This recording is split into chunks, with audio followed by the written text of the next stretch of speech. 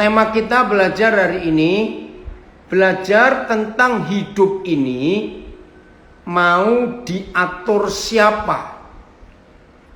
Ada 3 pilihannya. Saya ulangi, tema kita hari ini belajar hidup ini mau diatur siapa. Ada 3 hal yang kita harus pilih. Ya, 1, Papa di surga yang ngatur. 2, aku, ya, ego kita, kemauan kita, keinginan kita. Atau yang ketiga, hidup ini mau diatur orang lain. Nah, kita milih. Nah, saudara jangan tanya yang keempat, itu setan. Ikut nggak usah perhatiin, ngapain.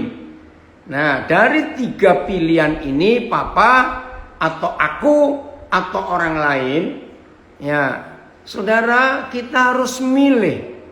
Ya, siapa yang kita berikan hak untuk ngatur hidup kita. Masing-masing kita bisa menjawab dengan pilihan yang berbeda-beda. Saya percaya secara idealnya, secara kesungguhannya, pasti semua kita ingin hidup diatur oleh Papa. Tapi yang 2 ini tidak mau nyerah kalah. Siapa? Aku. Ya, aku kita ini seringkali menonjol. 2, orang lain.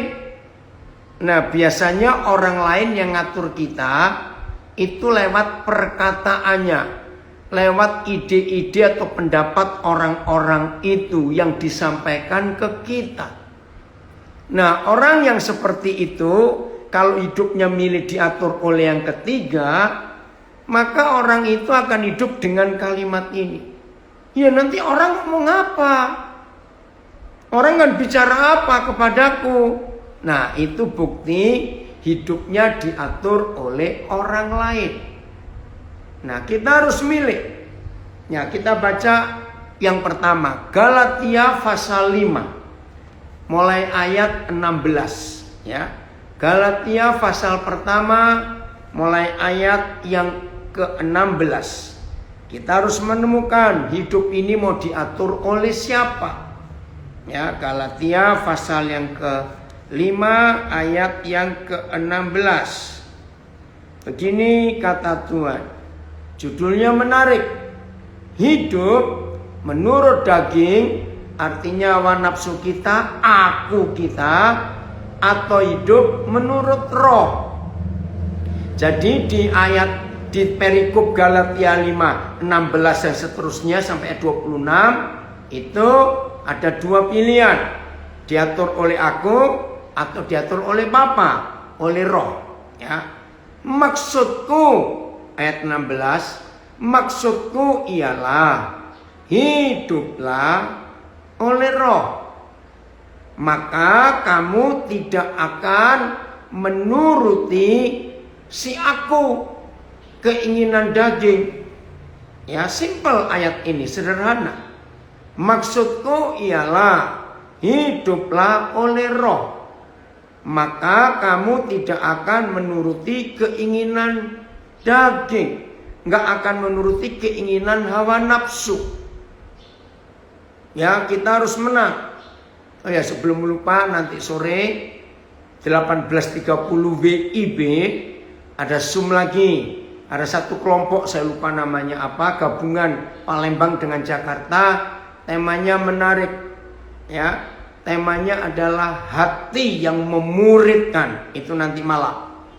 Ya, link Zoom-nya saya belum dapat. Ya, tapi nanti akan di-share di Facebook dan IG supaya saudara tahu. Nanti untuk SK juga saya akan kirimkan kalau sudah dapat linknya. Nah, terus ayat 17. Mengapa kita harus memilih hidup oleh roh? Sebab ayat 17, keinginan daging, keinginan ego, keinginanku, keinginan hawa nafsu kita berlawanan, bermusuhan, bertentangan dengan keinginan Bapa, keinginan roh. Dan keinginan roh keinginan papa berlawanan dengan keinginan ego atau hawa nafsu kita. Nah, saudara, sebetulnya di kalimat pertama ayat 17 ini sangat jelas bahwa antara papa kita dan ego kita, ya, tolong perhatikan Galatia 5 ayat 17 ini. Antara papa kita dan aku, si aku ego ini gampang untuk mendeteksi, untuk mengikuti, untuk diikuti. Yang mana? Kok bisa gampang? Karena dua ini gak pernah ketemu, gak pernah akor, gak pernah bersatu, ribut terus. Keinginan Roh Kudus dengan keinginan daging ini berlawanan, bertentangan, bermusuhan. Maka itu tiap kali ada konflik di hati kita, ya, kalau saya pakai istilah peperangan, ya, saudara perhatikan, semua daerah, semua wilayah, semua tempat yang jadi medan perang, itu akan porak-poranda, akan kacau, ya. Ini hari-hari ini di Amerika, ya, di bagian selatan, Florida, Alabama, sedang ada typhoon besar, Sally ya namanya kalau nggak salah. Nah, puji Tuhan, di daerah rumahnya Iwan Pangalila, ya, bersama dengan anak-anak saya yang lain, ada Alexander juga di Alabama, pohon besar pada tumbang. Tapi puji Tuhan, tadi 2 jam yang lalu saya ngecek mereka aman, puji Tuhan. Nah, angin besar, pasti daerah itu porak-poranda. Kadang-kadang suara putus-putus, ya, Tuhan tolong supaya sinyalnya tidak terganggu. Baik Jeff, Papa akan bicara pelan-pelan. Nah, karena keduanya bertentangan, bermusuhan, yaitu keinginan Papa yang ada di hidup kita dan keinginan aku, ego yang juga ada di hidup kita. Berarti saudara dan saya, hidup ini adalah medan perang. Ya, perhatikan ini. Berarti hidup kita ini medan perang. Perang antara siapa? Antara keinginan Papa dan keinginan daging kita. Ini menurut Galatia 5 ayat 17. Jadi ketika ada peperangan, ya, yang terjadi di hidup kita, saudara coba tenang sebentar. Tenang untuk apa? Untuk ngecek mana yang keinginan Papa dan mana yang keinginan ego atau hawa nafsu kita.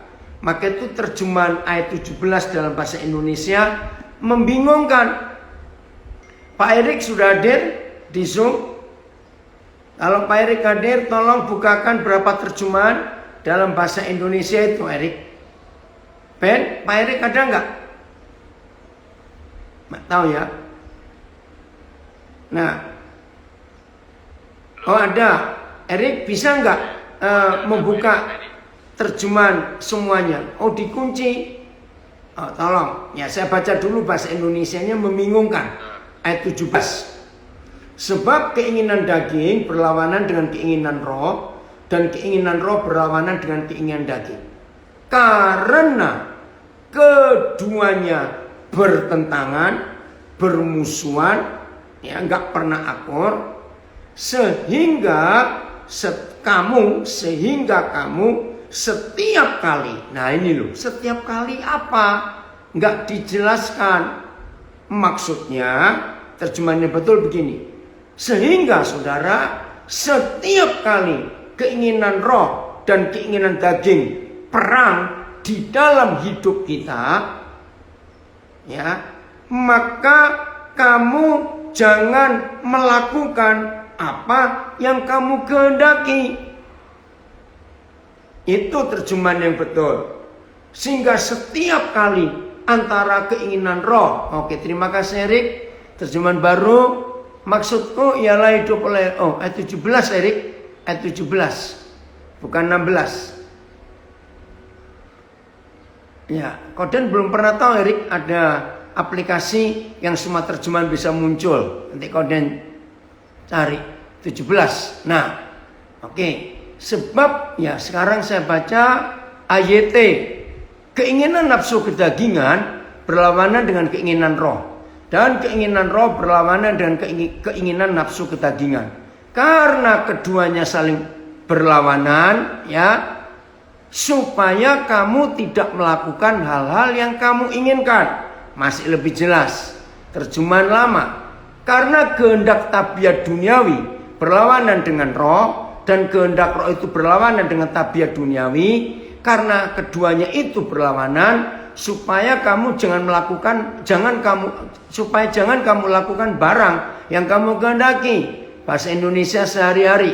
Sebab keinginan manusia bertentangan dengan keinginan roh Tuhan, dan keinginan roh Tuhan bertentangan dengan keinginan manusia. Kedua-duanya saling berlawanan, sehingga kalian tidak dapat melakukan apa yang kalian inginkan. Ya, MILT, ya. Sebab daging berkeinginan, ini ada perbedaan terjemahan.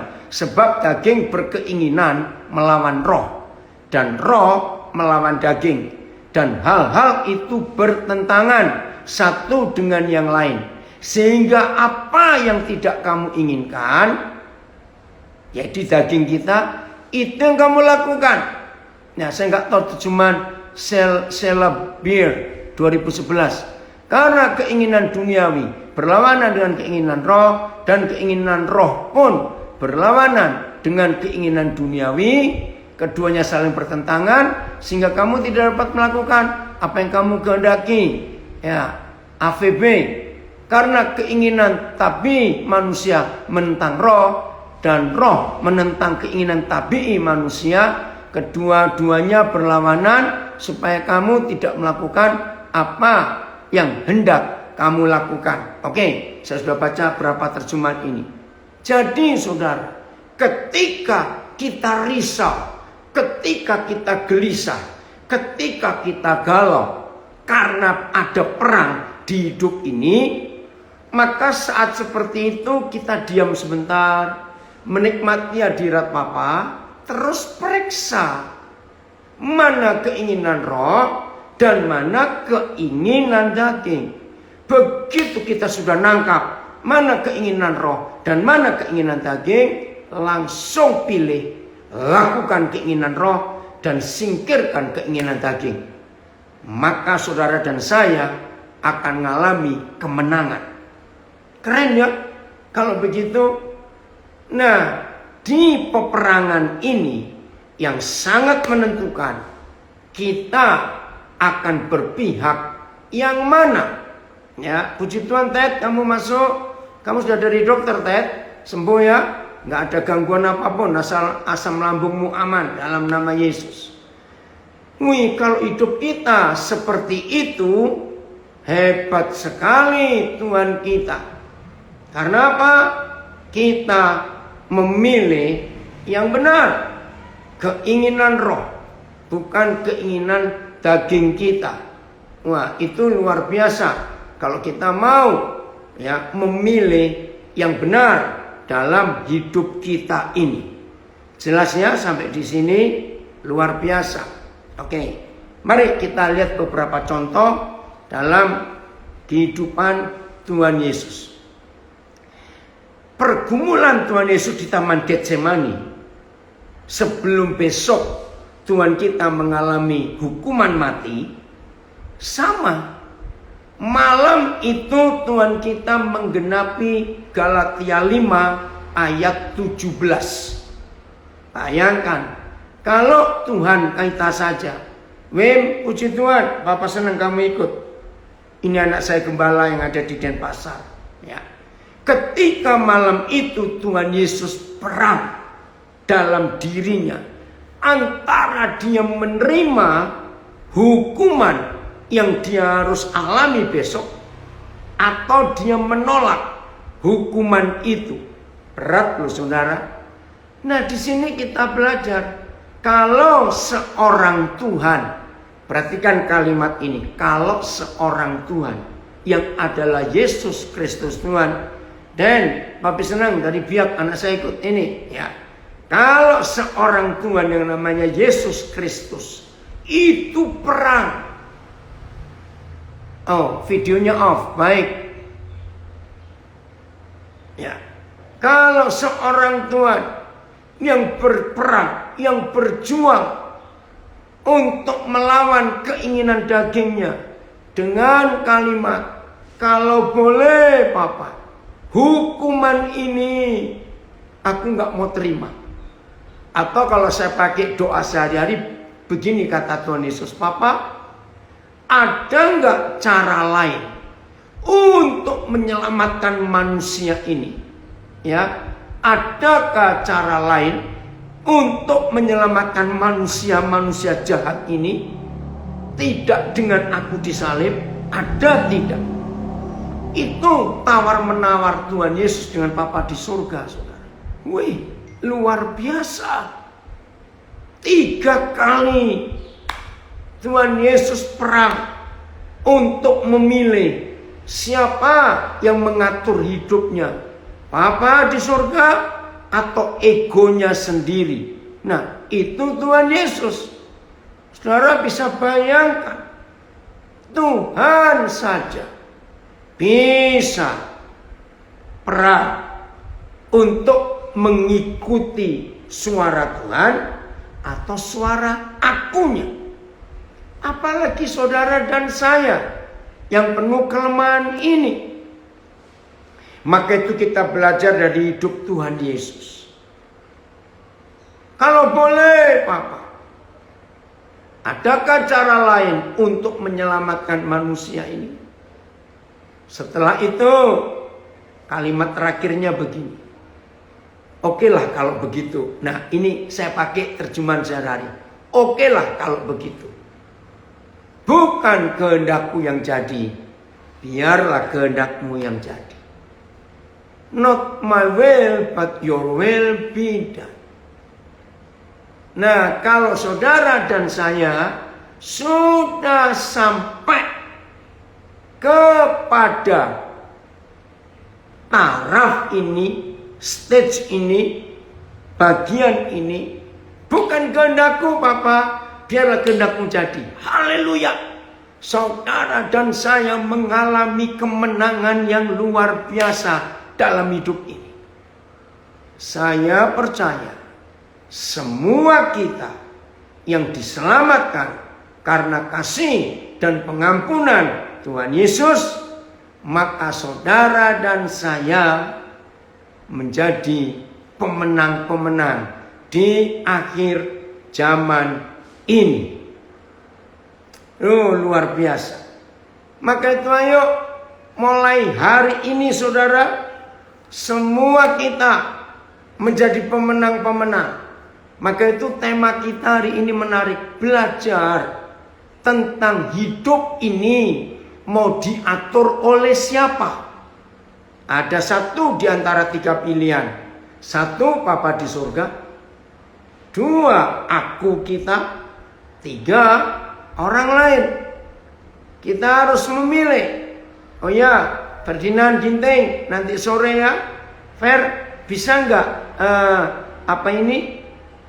link ID-nya, Zoom ID-nya ditulis di Facebook ya, nanti akan di-share ke yang lain ya. Ini seorang gembala namanya Ferdinand Ginting dari Jakarta. Hatinya luar biasa di masa pandemik ini. Dia nggak sibuk dengan acara-acara gereja, tapi menjadi berkat buat banyak orang dalam komunitas yang berbeda-beda. Nah, nanti sore kita akan belajar. Ya, mudah-mudahan yang di Amerika sudah bangun ya. 6:30 WIB itu jam berapa? 8:30 ya? Atau 8:30 pagi. Oke. Jadi kita harus milih saudara. Kita mau diatur oleh siapa? Kalau Tuhan Yesus diatur oleh Bapa di surga karena dia menyerahkan diri, maka itu luar biasa. Wah, sebentar, saya harus harus keluarkan ini. Gimana caranya? Tunggu ya. Ya, untuk atau nanti lah ya. Terima kasih untuk Zoom ID-nya yang sudah keluar. Sebentar, saya berikan ke anak saya dulu. Ya, Fitri, ntar kamu ambil. Ini yang kamu upload ya, untuk nanti sore. Sebentar. Oke. Jeff, bisa tulis dulu Jeff. Ya, ID-nya 508. Ya, 508 126 508 126 0597. Udah aja. Lalu passwordnya Bless Indo. Sambung. Bless BLESS Indo. Bless Indo. Itu yang nanti sore. Terima kasih. Menjual-jual ginting. Ya. Udah ya. Udah Jeff, bisa tampilkan 508 126 0597. Passwordnya Bless Indo, tapi sambung. Bentar Pak. Belum? Papa ulangi lagi. Perlu diulangi Jeff? Putus ini jadi nggak bisa diterima. 508 Ya. 508. Ya, kok ada 26 salah. 508 126. Ya, 508 126 0597. Udah? Passwordnya Bless. Bentar Pak, ulang. 508 12. Ya, betul. Betul itu. Terima kasih Malvin. Ya. 508 126 0597. Udah, passwordnya Bless Indo. Passwordnya Pak. Bless Indo. Sambung. Kecil semua ya. Iya. Oke, makasih An. Yaudah. Oke ya, nanti sore kita ketemu 6:30 18.30 VIP. Ya, saya lanjutkan. Jadi kalau kita, Sayuti Gasali orang Padang, ya. Kalau saudara dan saya bisa berdoa seperti Tuhan Yesus berdoa, bukan kehendakku tapi kehendakmu jadilah. Wih, hasilnya akan luar biasa. Jelas ya? Terima kasih untuk ketaatan yang Roh Kudus ajarkan kepada kita masing-masing. Dan berbahagialah setiap kita. Oke, terima kasih Erik. Ya, Bapak, jika saya mau ganti yang baca ayat, Bapak, jika engkau mau, ambillah cawan ini dariku. Akan tetapi janganlah keinginanku yang terjadi, melainkan keinginanmu. Wih, terus yang bahasa Indonesia sehari-hari bagus. Papa katanya, kalau boleh, jauhkanlah daripadaku penderitaan yang harus kualami ini. Ini permintaannya, ya. Tetapi janganlah menurut kemauanku, melainkan menurut kemauan Bapa saja. Oh, terima kasih. Ada doa yang luar biasa ini. Ya, jadi saudara, ini pilihan. Bagaimana kita bisa menang? Nah, ini Tuhan Yesus. Kita lanjut. Yusuf. Ya, lagi sekali tema kita belajar tentang hidup ini mau diatur oleh siapa? Ada 3. Kita pilih satu. Papa di surga yang atur, atau aku kita, ego kita, hawa nafsu kita. Kalau ada orang nyinggung kita, boy, ego kita menyala. Nah, itu diatur oleh ego.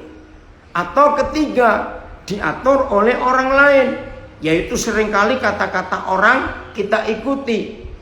Nah, Tuhan Yesus sudah menang, Paulus sudah menang.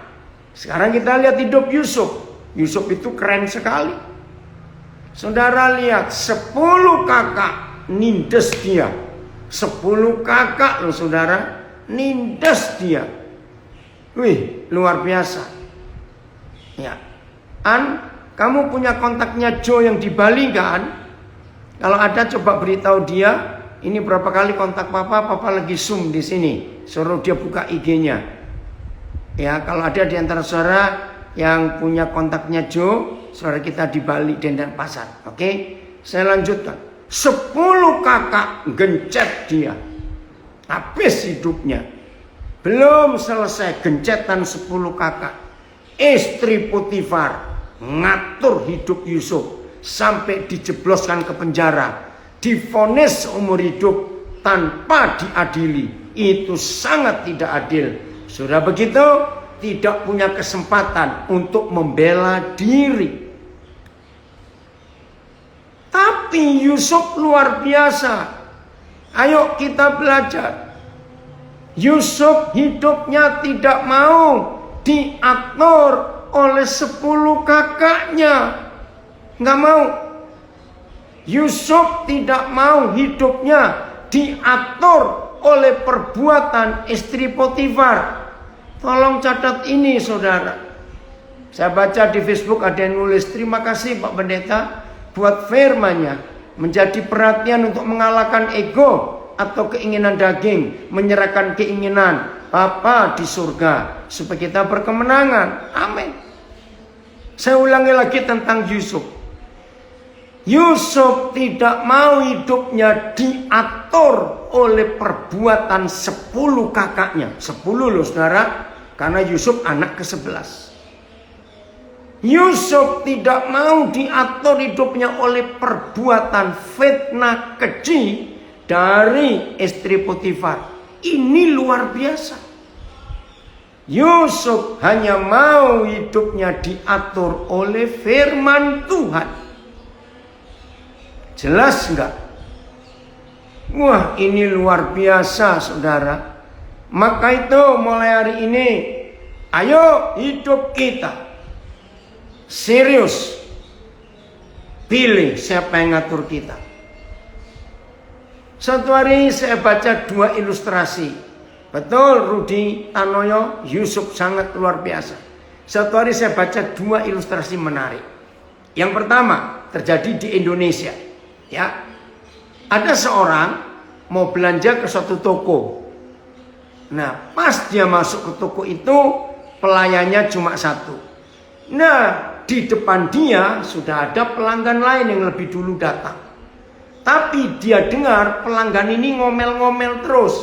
Nah, dia coba perhatikan, yang diomeli siapa? Oh, ternyata pelanggan ini ngomeli penjualnya, pelayan toko itu.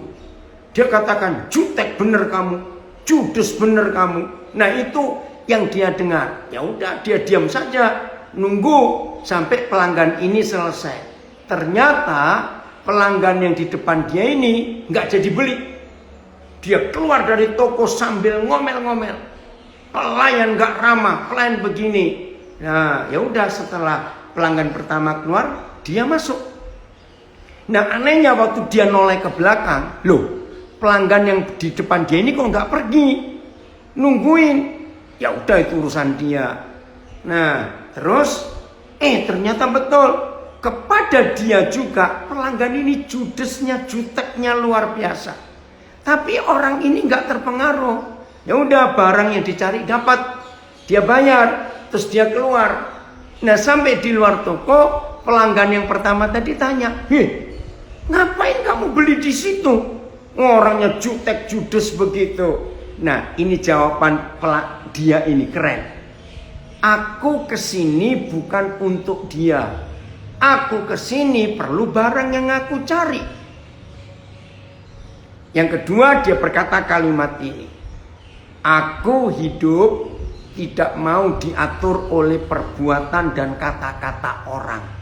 Jadi terserah orang itu mau ngomong apa, berbuat apa, itu aku jauhkan. Aku hanya mau urusan dengan barang ini.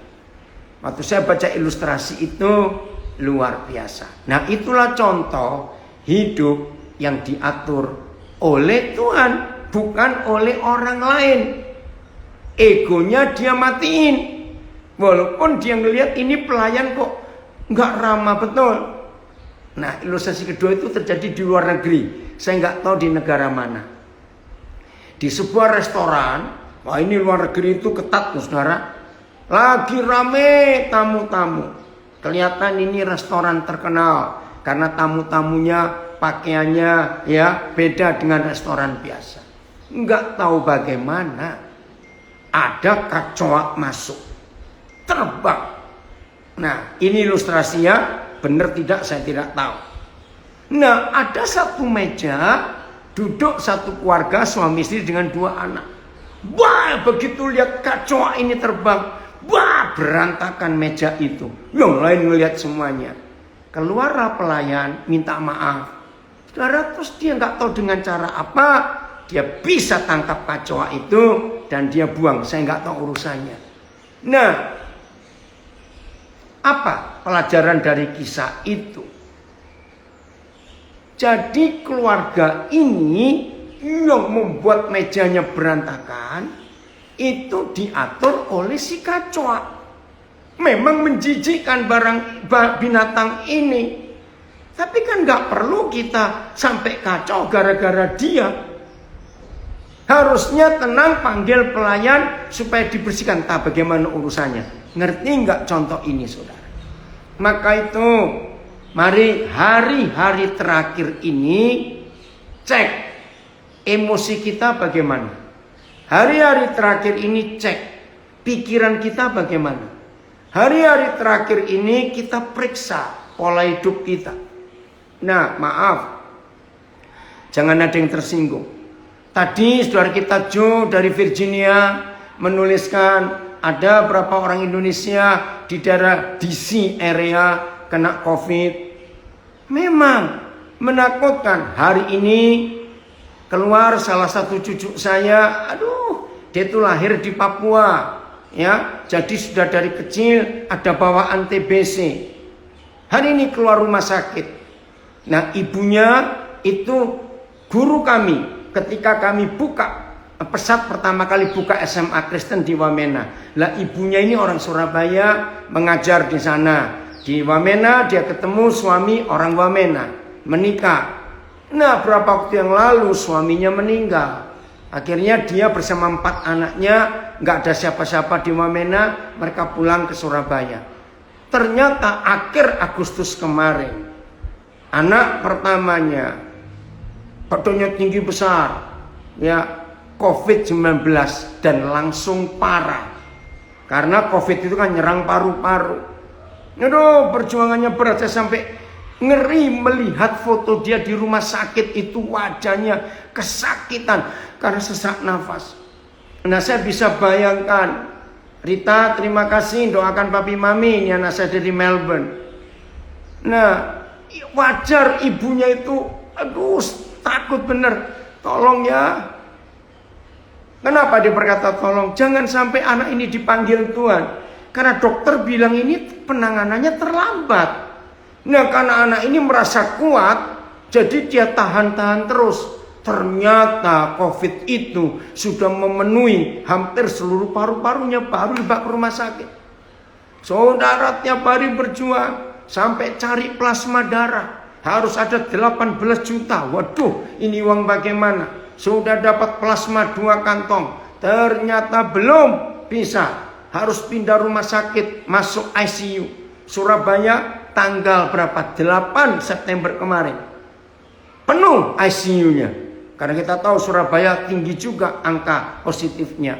Satu-satunya rumah sakit yang bisa menerima ICU-nya ada dengan alat-alat ventilator, respiratornya semuanya. Itu National Hospital. Nah, untuk masuk saja harus ada 50 juta. Waduh, saya panik lagi. Bagaimana ini 50 juta mendadak? Nah, saya berjuang kiri kanan dapat 10 juta. Coba tolong kasih dulu. Puji Tuhan rumah sakit mau mengerti. Tuhan tolong semuanya. Puji Tuhan hari ini, pagi ini dia keluar. Saya bilang pada Andrew, begitu kamu sehat, Opa ingin ngajak kamu jalan. Ya, untuk pelayanan, tunggu waktunya. Kamu saksi. Maut sudah mengincar kamu. Nah, saudara, saya mau cerita ini. Dalam kondisi pandemi COVID-19, izinkan saya bertanya kepada setiap kita. Siapa yang ngatur hidup kita? Orang yang diatur hidupnya oleh COVID-19, pasti orang itu penuh ketakutan dan kekhawatiran. Betul tidak? Karena COVID menghantui terus. Tapi orang yang hidupnya berserah kepada Bapa dan hidupnya taat kepada hukum-hukum Tuhan, tidak menyimpang ke kiri atau ke kanan sedikit pun dari perintah-perintahnya. Saudara percaya enggak? Kita enggak perlu takut dengan COVID-19, tapi kita perlu berhati-hati. Tapi kita tetap takut dan konsentrasi kita kepada Bapa di sorga, bukan kepada COVID-19. Nah, itu bukti kita diatur oleh siapa? Di masa COVID-19 ini sangat mudah COVID mengatur kita. Virus corona ngatur kita. Selalu dihantui ketakutan. Nah, saya mau baca ya. Keluaran 15 ayat 26. Ya, jangan salah mengerti. Ada satu kalimat yang sepertinya, kok Tuhan kejam sekali? Tidak. Ya, Keluaran 15 ayat yang ke-26. Perhatikan 4 hal ini. Siapa yang ngatur kita? Ya. Firman-Nya. 15 Keluaran ayat 26. Firman-Nya. 1. Jika kamu sungguh-sungguh mendengarkan suara Yahweh Tuhanmu. Terima kasih Erik. Ya. Saya baca terjemahan baru dulu. Firman-Nya. Jika kamu sungguh-sungguh mendengarkan suara Yahweh Tuhanmu. Nomor 2, melakukan apa yang benar di matanya. Nomor 3, memasang telingamu kepada perintah-perintahnya. Yang keempat, tetap mengikuti segala ketetapannya. Saudara, lihat 4 hal ini. Maka aku tidak akan menimpakan kepadamu penyakit manapun yang telah kutimpakan kepada orang Mesir. Sebab akulah Yahweh yang menyembuhkan engkau. Luar biasa bukan? Ayat dan berfirman, jika kamu sungguh-sungguh mendengarkan suara Yahweh Tuhan, melakukan apa yang benar dalam pemandangannya, memberikan telinga terhadap perintah-perintahnya, dan memelihara semua ketetapannya, aku tidak akan menimpakan satu pun penyakit yang telah kutimpakan atas orang Mesir. Sebab akulah Yahweh yang menyembuhkan engkau. Bahasa sehari-hari Erik, naikkan lagi BIS. Ya, kalian akan baca.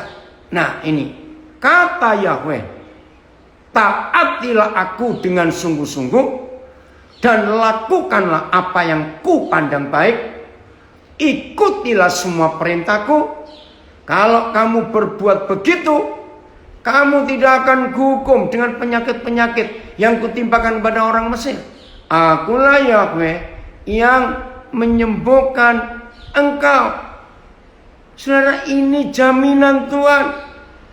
Maka itu ayo konsentrasi kita kepada Bapa di surga, bukan kepada ego kita yang penuh ketakutan, penuh kekhawatiran, bukan kepada kata orang lain. Nah, Yusuf mengalami itu. Dia nggak peduli dengan perbuatan 10 kakaknya. Yusuf nggak peduli dengan fitnah istri Potifar. Dia nikmati perjalanan yang menyedihkan. Ivan, terima kasih. Ada Om Jo ngikuti Ivan. Jo, ini Ivan dari New York, lagi gabung di Facebook. Ya. Saudara, kalau kita hidup benar-benar di hadapan Tuhan kita, ini jaminannya. Konsentrasi kita bukan kepada COVID-19, bukan pada keadaan ekonomi yang kacau, yang begitu berat hidup hari-hari ini, saudara. Tapi tetap kepada firman Tuhan. Dan itu Yusuf. Maka itu kita tidak menemukan satu ayat pun. Ya, Yusuf berkeluh kesah. Dia berdoa sambil berkata, Tuhan kok begini? Gara-gara aku taat pada firman-Mu, maka aku mengalami ini. Enggak. Kita tidak menemukan satu ayat pun yang Tuhan Yesus, yang Yusuf minta. Dia enjoy. Dia nikmati. Sebab hidupnya diatur oleh Bapa di surga. Maka itu perhatikan ini. Kalau hari-hari ini ada yang di PHK, ucapkan syukur. Karena Tuhan punya rencana. Ini kesaksian salah satu keluarga anak saya. Ya, pertengahan awal Agustus. Dia kecewa, dia putus asa. Kenapa? Dia di PHK sepihak. Padahal dia sudah kerja cukup lama, mungkin hampir 8 tahun. Nggak tahu apa perusahaan itu bukan perusahaan saya. Waktu dia cerita, gimana saya hidup, bagaimana ini, kami nggak ada begini. Saya bilang, tenang dulu. Saya jadi dia untuk hidup seperti Yusuf. Nah, saya bilang kepada dia, kamu jangan ya diatur oleh perusahaanmu. Hidupmu itu milik Tuhan. Nah, saudara, mereka sudah menikah 8 tahun. Sudah berusaha berobat ke dokter, ke banyak dokter untuk punya anak. Sudah diperiksa baik si suami maupun istri. Nggak ada yang salah. Semuanya baik. Tapi tetap istrinya belum hamil. Nah, ketika dia di PHK, dia ngomel-ngomel. Saya ajari, ayo belajar menerima keputusan ini. Ayo ampuni bosmu yang mem-PHK kamu. Ya, dapat pesangon cuma sedikit. Ngomel, aku sudah sekian tahun bekerja. Kenapa dia nggak adil? Stop, saya bilang. Biarlah hidupmu diatur oleh Tuhan.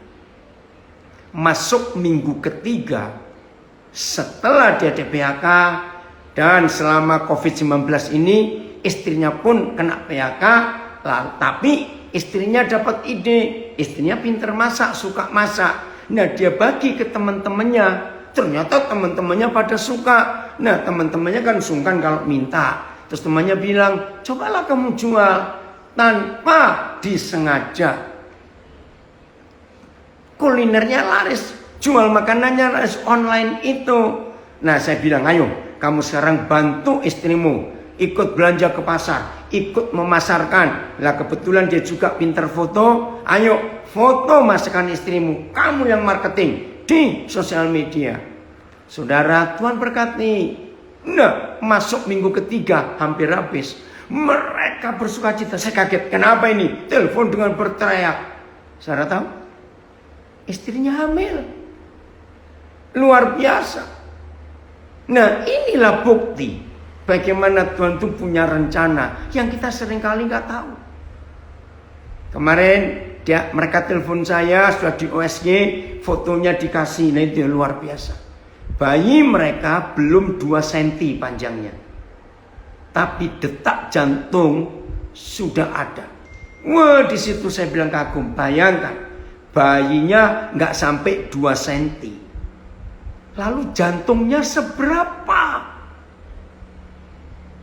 Anak manusia yang panjangnya belum sampai 2 cm sudah ada detak jantung. Hebat nggak papa kita di surga? Maka itu saya bilang, ini loh, kalau hidup mau diatur oleh papa, bukan oleh perbuatan orang, ya, bukan oleh siapa-siapa, tapi papa yang ngatur. Hidup ini menyenangkan. Ya, ikuti pola hidup Yusuf. Dia nikmati, dia enjoy. Jadi budak, oke. Masuk penjara, oke. Nah, dari penjara itu hanya 1 langkah dia sampai visinya tergenapi. Mimpinya, ingat loh, dia nggak pernah cari mimpi, dia nggak pernah minta mimpi. Tapi Tuhan memberi dia mimpi yang luar biasa. Dan terjadi hanya 1 langkah dari penjara. Ya, saya akan baca ya, Kejadian 41. Ini keren sekali.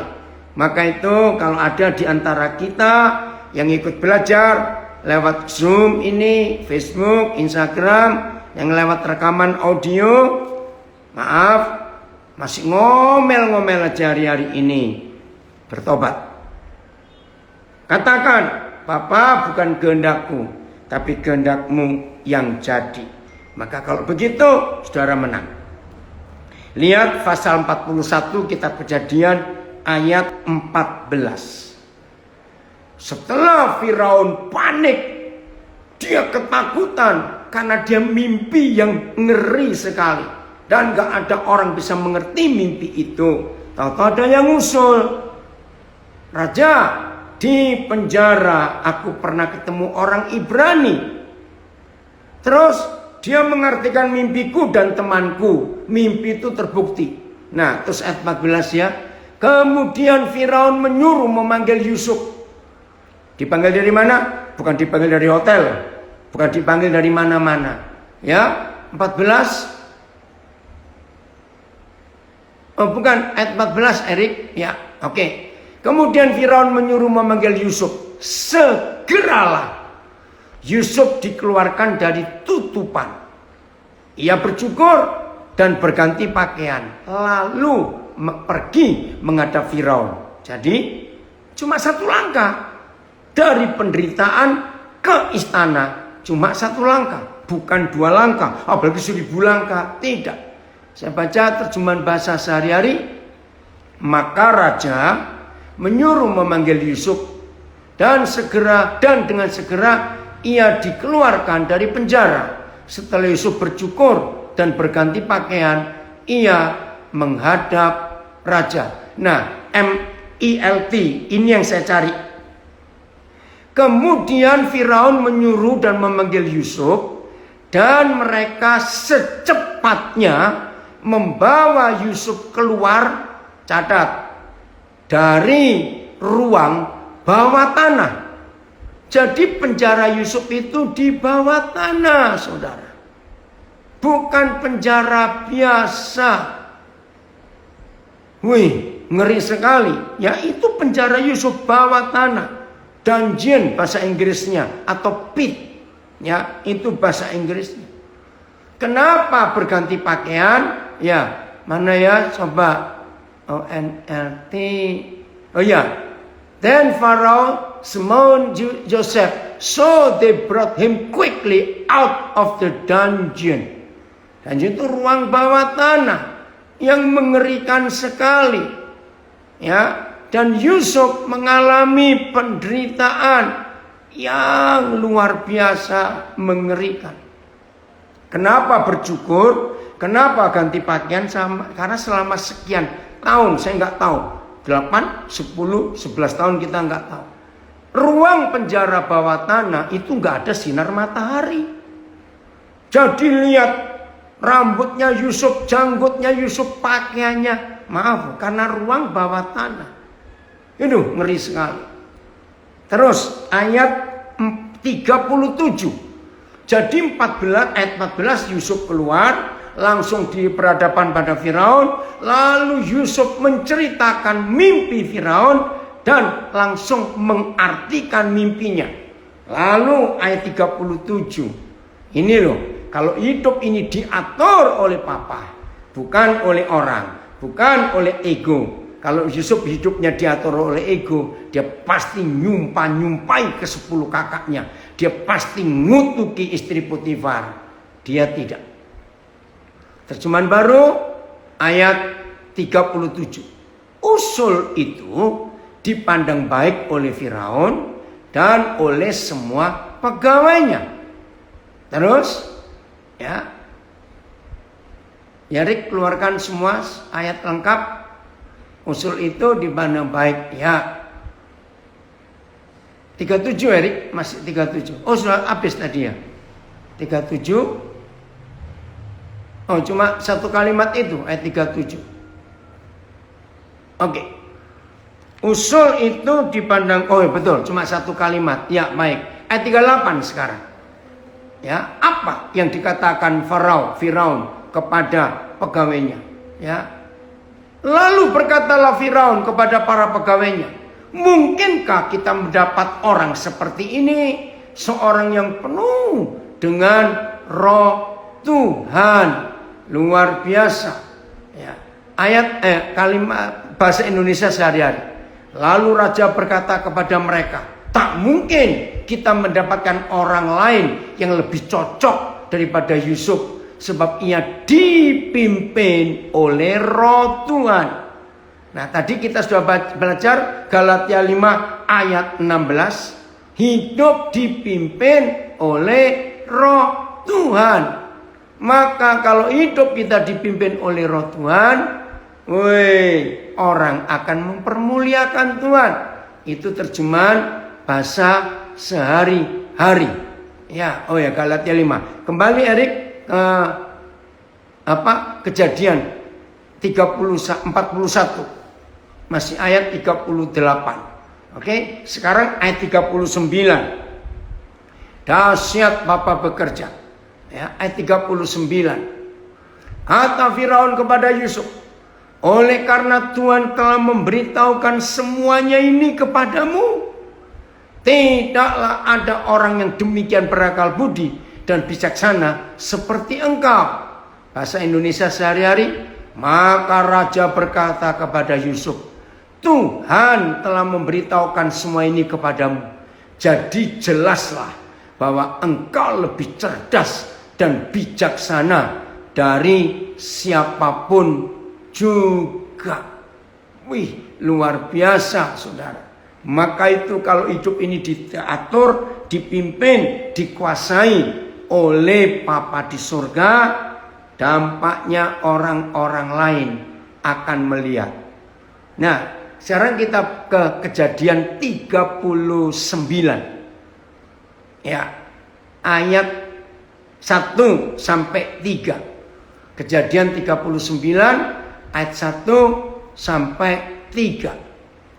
Sebentar, ya. Kejadian, oke. Ini dia, ya. Saya baca. Adapun Yusuf telah dibawa ke Mesir, dan Potifar seorang Mesir, pegawai istana Firaun, kepala pengawal raja, membeli dia dari tangan orang Ismail yang telah membawa dia ke situ. Lihat kondisinya, kalau hidup ini diatur oleh Papa, tetapi Yahweh menyertai Yusuf sehingga ia menjadi seorang yang selalu berhasil dalam pekerjaannya. Maka posisinya naik. Yang harusnya budak itu tinggal di barak, tapi karena Papa menyertai Yusuf, maka tinggallah Yusuf di dalam rumah tuanya orang Mesir itu. Jadi pindah posisinya, nggak di barak tapi serumah. Ayat 3.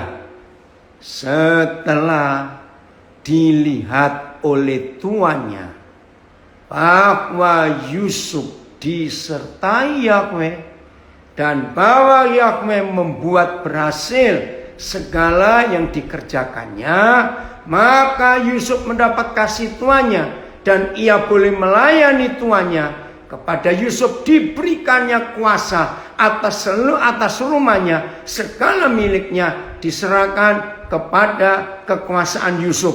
Dampaknya ayat 4, ayat 5. Ayat 5. Sejak Potifar memberikan kuasa dalam rumahnya atas segala miliknya kepada Yusuf. Tolong catat, kalau hari ini saudara dan saya hidup mau diatur oleh Papa di surga, bukan diatur oleh hawa nafsu, aku, ego kita, dan tidak diatur oleh kata orang lain. Lihat ayat 5 Kejadian 39. Ya. Saya ulangi, sejak Potifar memberikan kuasa dalam rumahnya dan atas segala miliknya kepada Yusuf, Yahweh memberkati rumah orang Mesir itu karena Yusuf. Ini kan luar biasa. Sehingga berkat Yahweh ada di atas segala miliknya, baik yang di rumah maupun yang di ladang. Keren. Nah, saya mau kembali ke ayat 3. Ini sama dengan yang dikatakan Firaun. Ayat 3. Setelah dilihat oleh tuannya bahwa Yusuf disertai Papa di surga. Saudara lihat, Potifar itu orang yang gak percaya Tuhannya Yusuf. Betul? Karena dia orang Mesir. Saudara, tapi orang yang tidak percaya Tuhan pun bisa melihat Yahweh Tuhan menyertai anak-anaknya yang hidupnya mau diatur oleh Tuhannya. Orang gak percaya loh. Orang Mesir, Potifar, bisa melihat Yahweh Tuhan menyertai Yusuf. Bayangkan kalau semua kita hidup seperti ini, diatur oleh firman, oleh Bapa di surga, oleh Roh Kudus, hidup dipimpin, dikuasai Roh Kudus. Maka orang-orang yang gak percaya Tuhan pun yang ada di sekitar kita, mereka pun pasti bisa melihat bahwa saudara dan saya beda dengan yang lain. Ini loh dampaknya siapa yang ngatur hidup kita. Nah tadi kita sudah baca Kejadian 41. Sampai Firaun dan seluruh pegawainya melihat perbedaan. Nggak ada orang sehebat kamu Yusuf. Tuhan melihat ada roh Tuhan, Firaun melihat ada roh Tuhan dalam hidupmu. Yusuf, ini kata Firaun dalam terjemahan bahasa Indonesia sehari-hari. Kamu itu dipimpin oleh roh Tuhan. Saudara, di masa pandemik yang menakutkan ini, kalau saudara dan saya hidup mau diatur oleh Tuhan, jangan mau diatur oleh kata orang. Stop. Wih, hidup ini luar biasa. Nanti lihat hidup Daniel, Sadrak, Mesak, Abednego. Mereka berani minta, bedakan kami dengan yang lain-lain. Wih, nantang itu. Dan ternyata betul, ketika mereka berani berbeda, tidak mengikuti apa yang terjadi di masa mereka ada, mereka mengalami perbedaan yang luar biasa. Saya bacakan sebagai ayat yang terakhir, kitab Daniel pasal yang pertama, ya, ayat 11. Kemudian berkatalah Daniel kepada penjenang, ya penjenang itu bahasa Melayu, pimpinan para tahanan, ya, yang telah diangkat oleh pemimpin pegawai istana untuk mengawasi Daniel, Hananya, Misael dan Asaria. Nantang, adakanlah percobaan, ya, adakanlah percobaan. Mana tadi? Daniel 1 ayat 12 sekarang. Ayat 12. Ya, adakanlah percobaan, oke, dengan hamba-hambamu ini selama 10 hari. Dan biarlah kami diberikan sayur untuk dimakan dan air untuk diminum. Jadi bukan anggur, bukan daging, bukan macam-macam, saudara. Ya, sesudah itu bandingkanlah perawakan kami dengan perawakan orang-orang muda yang makan dari santapan raja. Kemudian perlakukanlah hamba-hambamu ini sesuai dengan pendapatmu. Didengarkanlah permintaan mereka itu, lalu diadakan percobaan dengan mereka selama 10 hari. Setelah lewat 10 hari, ternyata perawakan keempat saudara kita ini, mereka lebih baik, mereka kelihatan lebih gemuk daripada semua orang muda yang telah makan dari santapan raja. Ya, luar biasa saudara. Inilah yang harus kita lakukan. Kalau Daniel, misal apa itu Hanaya, Misael dan Asaria berani membuat perbedaan karena diatur oleh Tuhan, kemuliaan Tuhan dinyatakan. Begitulah semua kita yang mulai hari ini mengambil keputusan atur hidupku. Maka itu lagu yang paling saya suka. Berdaulat atas hidupku, ku berserah penuh. Wah, luar biasa. Kalau Tuhan berdaulat atas hidup kita, maka firman mengatur. Tuhan memberkati kita semuanya.